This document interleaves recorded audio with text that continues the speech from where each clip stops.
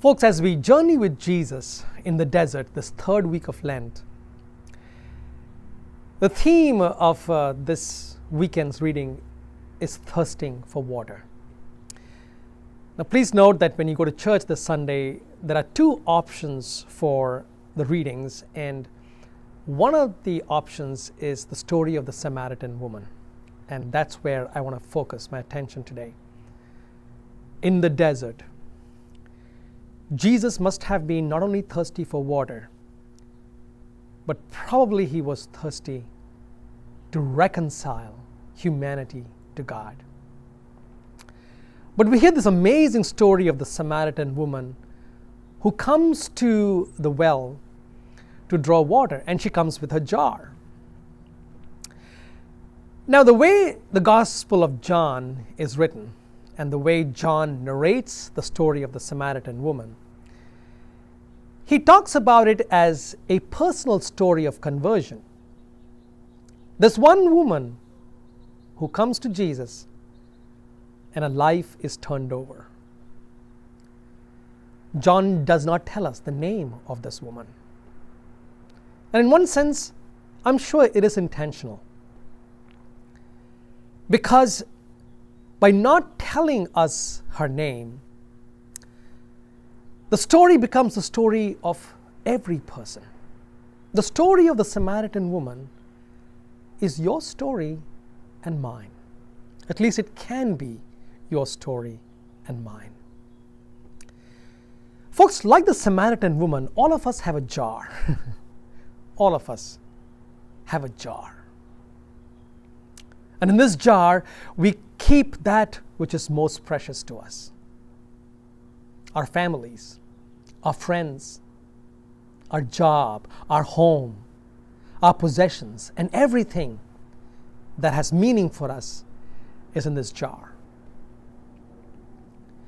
That day when the Samaritan woman came to Jesus, she came with a jar, but her jar was empty. And that is also a possibility, isn't it? That sometimes we find that our jar is empty. On that day, the irony lies in this, that the Samaritan woman just wanted her jar to be filled with water. But Jesus did not fill her jar with water. Jesus took her to the well. The jar she left at the feet of Jesus when she left.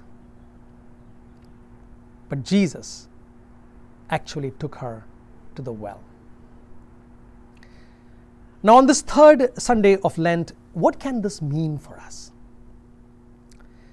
Folks, our families, our friends, our profession, our jobs, our possessions, our hobbies, everything that we do, these things give us meaning, right?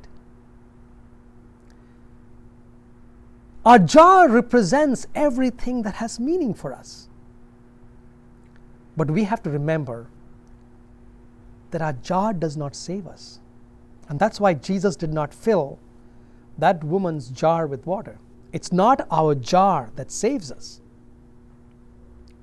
It's the well that saves us. The salvation is not in the jar. Salvation is at the well. Now, sometimes we might mistake our jar for the well. We might think that what we make of ourselves is what saves us. But Jesus tells us that it's not what we make of our lives that saves us. It's what He makes of us that saves us. You get the difference? It's not what we do that saves us. It's what He makes of us that saves us. So even for me as a priest, I might think that it's my priesthood that saves me. It's not my priesthood that saves me. That's my jar. It's God who saves me. Without Christ, this jar is but a jar. Yes, it is very meaningful. It's very precious. It's very precious for every one of us. But without Christ, this jar is but a jar.